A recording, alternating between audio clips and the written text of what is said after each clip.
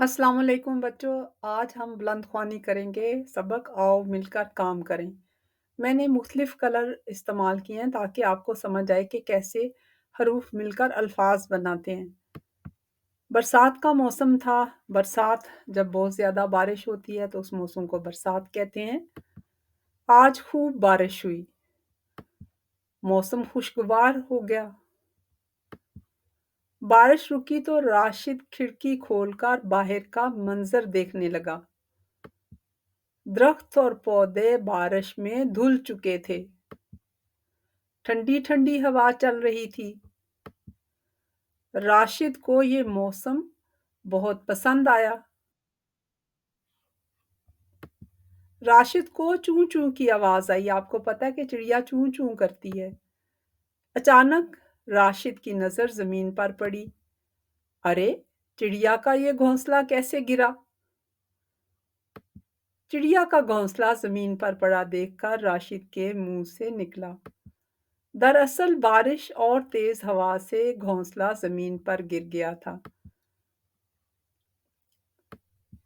राशिद चिड़िया को देखकर सोचने लगा। चूं चूं चूं की आवाज सुनकर कुछ चिड़िया और भी इकट्ठी हो गईं।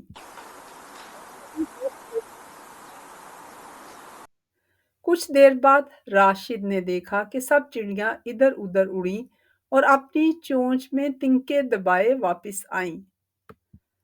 राशिद समझ गया कि अब चिड़िया मिलजुल कर अपनी साथी चिड़िया का घोंसला बनाने लगी हैं।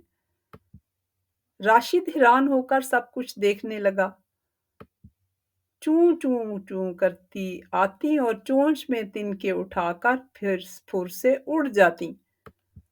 सबने मिलजुल कर काम किया तो थोड़ी देर में घोंसला तैयार हो गया।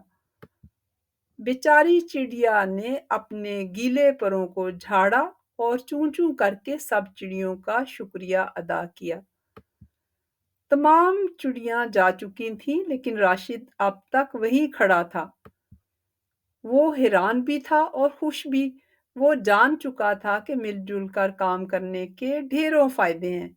यानी कैसे मिनटों में सब चिड़ियों ने मिलकर एक चिड़िया का घोंसला बना दिया। तो प्यारे बच्चों, इस कहानी से आपने क्या सीखा?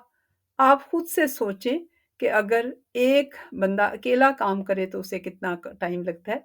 अगर बहुत से हाथ उसको हेल्प आउट करें तो कितनी जल्दी और आसानी से काम हो जाएगा।